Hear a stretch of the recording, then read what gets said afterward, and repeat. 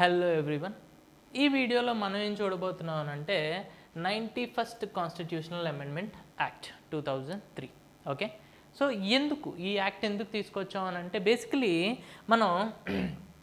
52nd constitutional amendment act తీసుకొచ్చామండి 1985లో ఎందుకు అంటే anti defection లా అంటాం ఓకే సో జనాలు ఏంటి అంటే బేసికలీ పొలిటీషియన్స్ పార్టీలు మారుతూ ఉన్నారు ఎప్పుడైతే ఒక పార్టీ నుంచి ఇంకో పార్టీకి డబ్బుల కోసం లేదా పదవి కోసం మారుతామో అలాంటి వాటిని ఏమంటామనంటే defection so to control the defection anti defection law అనేది ఒకటి తీసుకొచ్చాం so 52nd constitutional amendment act 1985 ద్వారా దీనిలో భాగంగా మనం ఏం చేసామనంటే 10th షెడ్యూల్ని ఇంట్రడ్యూస్ చేసాం మన ఇండియన్ కాన్స్టిట్యూషన్లో అయితే దీన్ని ఇంకా స్ట్రెంథెన్ చేయడానికి ఇంకా పవర్ఫుల్ చేయడానికి మనం 91st కాన్స్టిట్యూషనల్ అమెండ్మెంట్ యాక్ట్ 2003 తీసుకొచ్చాం అనమాట so 91st constitutional amendment act మనం 10th షెడ్యూల్తో ప్యారలల్గా చదవాలి ఓకే అయితే ఒకసారి క్విక్గా రివిజన్ చేస్తా చూడండి 10th షెడ్యూల్ మనకి యాంటీ డిఫెక్షన్ లా ఏంటి అని అంటే ఎవరైతే పార్టీలు స్విచ్ చేస్తారో అలాంటి వాళ్ళు ఎమ్మెల్యే కానీ ఎంపీ పదవులు కానీ పోతాయన్నమాట సో ఇందులో 4 క్లాసెస్ ఇచ్చారు ఎవరైతే ఫస్ట్ వన్ ఏంటి అని అంటే ఎవరైతే పార్టీని వాలంటరీగా రిజైన్ చేస్తారో వాళ్ళ ఎంపీ పదవిని కానీ ఎమ్మెల్యే పదవిని కానీ కోల్పోతారు రెండోది ఎప్పుడైతే పార్టీ విప్ జారీ చేస్తుందో ఆర్డర్స్ జారీ చేస్తుందో వాటిని డైరెక్షన్స్ ఎవరైతే ఫాలో అవ్వరో అలాంటి వాళ్ళకు కూడా పదవి పోతుంది థర్డ్ వన్ ఇండిపెండెంట్ క్యాండిడేట్స్ ఎప్పుడైతే ఎలక్షన్స్లో గెలిచి తర్వాత వేరే పార్టీలో జాయిన్ అవుతారో అలాంటి వాళ్ళు కూడా వాళ్ళ పదవిని కోల్పోతారు ఫోర్త్ వన్ వచ్చేసి ఎవరైతే నామినేటెడ్ పర్సన్స్ ఉన్నారో వాళ్ళు ఏ పార్టీకైనా 6 months తర్వాత జాయిన్ అయ్యారనుకోండి అలాంటి వాళ్ళ పదవి కూడా పోతుందన్నమాట okay so with that introduction ఒకసారి ఇంకా ఏం ప్రొవిజన్స్ తీసుకొచ్చింది అనేది చూద్దాం ఇందులో ఫస్ట్ ప్రొవిజన్ ఏంటి అని అంటే so to strengthen anti defection లా మనకి యాంటీ డిఫెక్షన్ లాలో నేను ఇప్పుడు ఏవైతే చెప్పానో వాటిలో 2 ఎక్సెప్షన్స్ ఉన్నాయండి ఒకటి ఎప్పుడైతే 1/3 మెంబర్స్ ఒకేసారి రిజైన్ చేసేస్తారో పార్టీకి అలాంటప్పుడు దాన్ని డిఫెక్షన్ కింద కన్సిడర్ చెయ్యం అండ్ వాళ్ళ పదవుల నుంచి డిస్క్వాలిఫై చెయ్యమన్నమాట అదొక ఎక్సెప్షన్ సెకండ్ వన్ ఏంటి అని అంటే మర్జర్ అంటాం అంటే పార్టీలో 2/3 పార్ట్ మెంబర్స్ 2/3 పార్ట్ మెంబర్స్ వేరే పార్టీలోకి వెళ్ళి కలిసిపోయారు అనుకోండి అలాంటప్పుడు వాళ్ళను కూడా మనం యాంటీ డిఫెక్షన్లో కన్సిడర్ చెయ్యం అయితే ఈ ఫస్ట్ ప్రొవిజన్ 1/3 మెంబర్స్ ప్రొవిజన్ ఏదైతే ఉందో దీన్ని బాగా మిస్యూజ్ చేసుకుంటున్నారండి ఈ స్ప్లిట్ ప్రొవిజన్ అంటాం అందుకని చెప్పేసి 91st కాన్స్టిట్యూషనల్ అమెండ్మెంట్ యాక్ట్ ద్వారా ఈ స్ప్లిట్ ప్రొవిజన్ని రిమూవ్ చేసేసారు రిపీల్ చేసేసారు అయితే ఈ మర్జర్ ప్రొవిజన్ మాత్రం ఇంకా కంటిన్యూ అవుతుంది ఎందుకు మనం ఇది తీసేసామనంటే బికాస్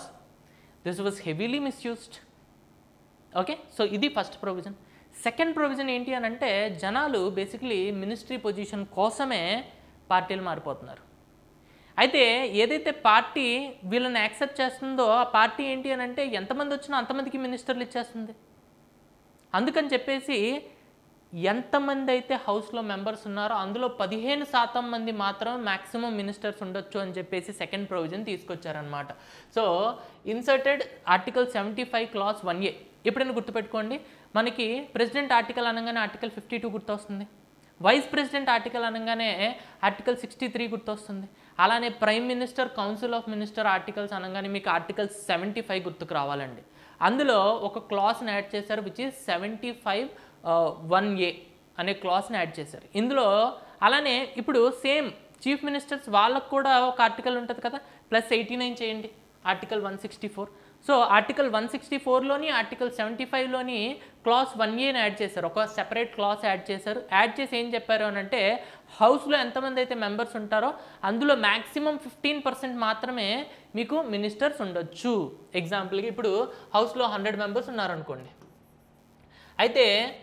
మ్యాక్సిమం 15% అంటే 15 మెంబర్స్ మాత్రమే మీకు మినిస్టర్స్ ఉండాలి including your prime minister including your chief minister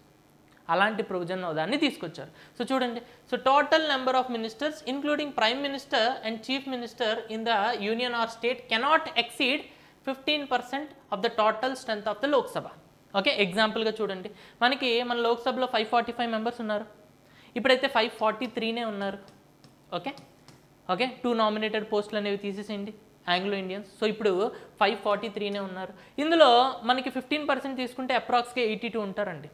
so ఇప్పుడు మీరు మినిస్టర్ల కింద అపాయింట్ చేస్తే మ్యాక్సిమం 82 మెంబర్స్ వరకు అపాయింట్ చేయొచ్చు, అంతకు మించి అపాయింట్ చేయడానికి లేదు, ఇంక్లూడింగ్ ప్రైమ్ మినిస్టర్. ఓకే, అలానే మన ఆంధ్రప్రదేశ్ చూసుకోండి, 175 మెంబర్స్ ఉంటారు. 175లో మనకి 15% ఎంత అంటే 26. సో మీరు ఏ మినిస్టర్లైనా ఇచ్చుకోండి, ఎంతమందినైనా మినిస్టర్లు చేసుకోండి, కానీ 26 నెంబర్ దాటకూడదు. అయితే ఇక్కడ ఇంకో ప్రొవిజన్ కూడా పెట్టారండి, states must have at least 12 ministers అని కూడా పెట్టారు. ఒకవేళ అది ఎగ్జాంపుల్గా మనకి సిక్కింలో 32 ఎమ్మెల్యేస్ ఉంటారండి. ఇప్పుడు 32 యొక్క మీరు 15% తీసుకుంటే 4.5 అంటే 5 వస్తుంది. మరి ఈ 5 మినిస్టర్తో మీరు గవర్నమెంట్ అయితే నడపలేరు, కాబట్టి మినిమం 12 మినిస్టర్స్ ఉండాలి, అక్కడ 15% అనే లాజిక్ అప్లై అవ్వదు అని చెప్పారనమాట. సో చూడండి, minimum limit states must have at least 12 ministers even if 15% is smaller. Okay, third provision ఏంటి అని అంటే, ఇప్పుడు వీళ్ళు మినిస్ట్రీ పొజిషన్ కోసం వెళ్తున్నారు కదా, అందుకని ఫస్ట్ మనం మినిస్ట్రీ పొజిషన్ క్యాప్ పెట్టాం. సెకండ్ వన్, ఎవరైతే యాంటీ డిఫెక్షన్ లా ద్వారా సస్పెండ్ అయి ఉన్నారో, డిస్క్వాలిఫై అయి ఉన్నారో, అలాంటి వాళ్ళు మినిస్టర్ అవ్వడానికి లేదు అని చెప్పాం. ఎందుకు అని అంటే, మన దాంట్లో ఒక అతను like if a person even if he is not a member of any of the houses, అతను 6 months వరకు మినిస్టర్ కింద ఉండొచ్చు. 6 months లోపు ఏదో ఒక పార్టీ లైక్ ఏదో ఒక హౌస్ యొక్క మెంబర్ అవ్వాలి. సో ఇప్పుడు ఇతను మెంబర్ కాదు కదా, ఇతనికి నేను మినిస్టర్ చేస్తా, 6 months లోపు ఎక్కడో దగ్గర ఎలక్షన్లో పోటీ చేయిస్తానంటే కుదరదు. ఎందుకు అని అంటే, ఇక్కడ వీళ్ళు ఇంకొక క్లాస్ యాడ్ చేశారు, ఆర్టికల్ 75 1B అనే క్లాస్ యాడ్ చేశారు, అలానే ఆర్టికల్ 164 1B అనే క్లాస్ యాడ్ చేశారు. దీంట్లో ఏం చెప్పారనంటే, ఎవరైతే యాంటీ డిఫెక్షన్ లా ద్వారా డిస్క్వాలిఫై అయి ఉన్నారో అలాంటి వాళ్ళు మినిస్టర్ అవ్వడానికే కుదరదు అని చెప్పారు. బట్ ఇక్కడ ఒక ఎక్సెప్షన్ ఉందండి, ఒకవేళ వాళ్ళు మళ్ళీ ఎలక్షన్స్లోకి వెళ్ళి మళ్ళీ గెలిచి వచ్చారనుకోండి, ఈసారి ప్రజలు వాళ్ళు నమ్మి మళ్ళీ ఓటేశారు, సో ప్రజలు వాళ్ళకి క్లీన్ చిట్ ఇచ్చారు, కాబట్టి అలాంటప్పుడు అతన్ని మినిస్టర్ చేయొచ్చు. బట్ ఎవరైతే యాంటీ డిఫెక్షన్ లాని బట్టి డిస్క్వాలిఫై అయ్యారో అలాంటి వాళ్ళకైతే మినిస్ట్రీ పొజిషన్ రాదు. ఇంకేమైనా వస్తాయనంటే, ఎగ్జాంపుల్గా చూడండి, ఇప్పుడు మన దాంట్లో సీఎంకి అడ్వైజర్ ఒకరు ఉంటారు, పిఎంకి అడ్వైజర్ ఒకరు ఉంటారు. వీళ్ళందరూ ఏంటంటే సివిల్ సర్వెంట్స్ కాదు, బట్ ఇవి కూడా ఏంటి అని అంటే ఆఫీస్ ఆఫ్ ప్రాఫిట్లోనే వస్తాయి. ఎందుకు అని అంటే, గవర్నమెంట్ దగ్గర నుంచి శాలరీ వస్తుంది,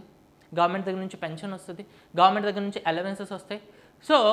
వీటికి పొజిషన్స్కి వాళ్ళని కొంతమందిని అపాయింట్ చేసేస్తారండి. అలానే ఇప్పుడు మన కమిషన్స్ ఉంటాయి కదా, కమిషన్లో సెక్రటరీ అనేవాళ్ళు ఐఏఎస్ ఆఫీసర్స్ ఉంటారు, బట్ చైర్మన్ అనేవాళ్ళు పొలిటికల్ పొజిషన్ అండి. సో అలాంటి పొజిషన్స్కి మీరు అపాయింట్ చేయొచ్చు కదా. సో అలా అనంటే ఇక్కడ ఏం చెప్పారనంటే, no you cannot appoint for remunerative political పోస్టులు అంటామండి. వాటిని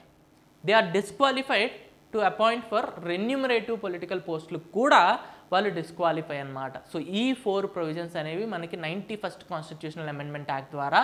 ఇందులో యాడ్ చేశారు to strengthen anti defection law, which is our 10th schedule, which was added by 52nd Constitutional Amendment Act 1985. So thanks a lot for watching this video. Please share among your friends.